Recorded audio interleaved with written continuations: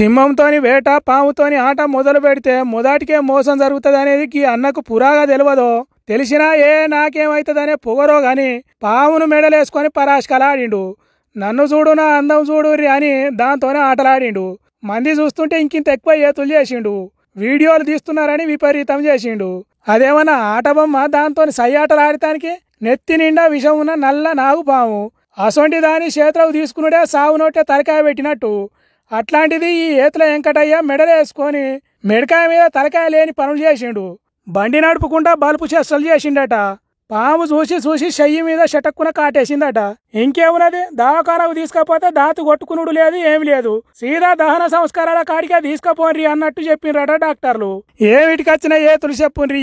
అడగోలుగా పానాలు బాయన మధ్యప్రదేశ్ రాష్ట్రం గునా జిల్లా రాగేగడ అనే ఊర్లు ఉండే దీపక్ మహాబార్ అనే గీ మోతేవారి ఎక్కడ పాము ఉన్నదని ఫోన్ చేసినా ఎమ్మటే పోయి దాన్ని బట్టి అడవిలో వదిలిపెడతాడట.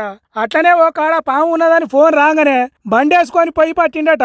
మరి దాన్ని చూడంగానే ఎందుకు మెడలేసుకోవాలనిపించిందో, నా అంతా మునగాడు లేడు అని ఏతులు ఎందుకు చేసిండో, తన కొడుకును బడి నుంచి తీసుకురావాలని ఫోన్ రాగానే అట్లనే పామును మెడలో ఉంచుకొని బండేసుకొని వెళ్ళిండట.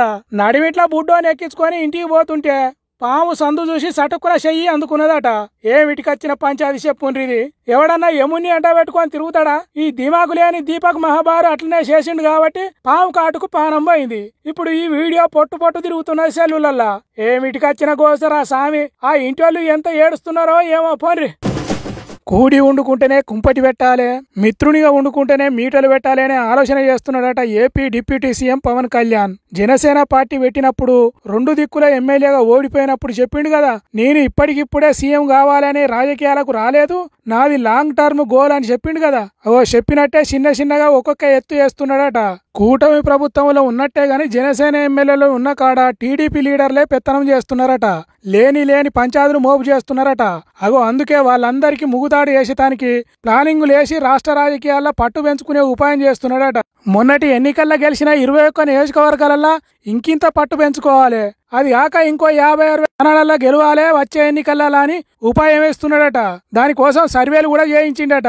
సెప్టెంబర్ నెలల ముహూర్తం పెట్టి జనసేనను రంగంలోకి దించుతాడట. ఇన్ని రోజులు ఇంటింటికి కూటమి ప్రభుత్వం అంటే ఇప్పుడు ఇంటింటికి జనసేన అంటారట. ఇదంతా టీడీపీతోని తెగదెంపులు చేసుకొని కాదు, కూటమి ప్రభుత్వంలో కూడి వండుకుంటేనే పార్టీని పెంచుతాడట. టీడీపీ లీడర్ల పెత్తనం తేపతాపకు సీఎం బాబుకు కంప్లైంట్ ఇచ్చుకుంటా జనసేన పార్టీని ఆంధ్ర రాష్ట్రంలో తగ్గించుడు చేస్తున్నారని పవన్ కళ్యాణ్ మేలుకున్నాడట.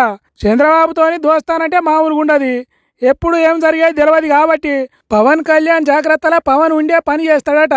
ఇప్పుడున్న 21 సీట్లకు తోడు సొంతంగా లేకుంటే బీజేపీ పార్టీ సపోర్ట్ తోని సీఎంను కావాలి అనే ఎత్తులు వేస్తున్నాడు కావచ్చు అంటున్నారు. ఇప్పటికే జిల్లాల వారీగా ఇన్ఛార్జీలను పెట్టాలి, ఇంటింటికి జనసేన పార్టీని తీసుకుపోవాలి అంటున్నాడట. మరి చూడాలి మళ్ళొచ్చే ఎన్నికల నాటికి ఏపీ రాజకీయం ఎట్లుంటుందో. జగన్ ఓ దిక్కు, టీడీపీ మరో దిక్కు, పవన్ కళ్యాణ్ ఇంకో దిక్కు అయితే ఎంత రసవత్తరంగా ఉంటుందో రాజకీయం చూడాలి.